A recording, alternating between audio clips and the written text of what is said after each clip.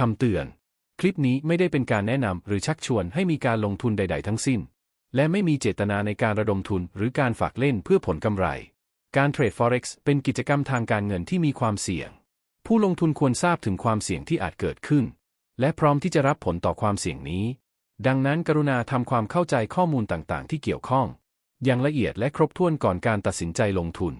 และควรจะเข้าใจว่าการลงทุนเป็นความรับผิดชอบของคุณเอง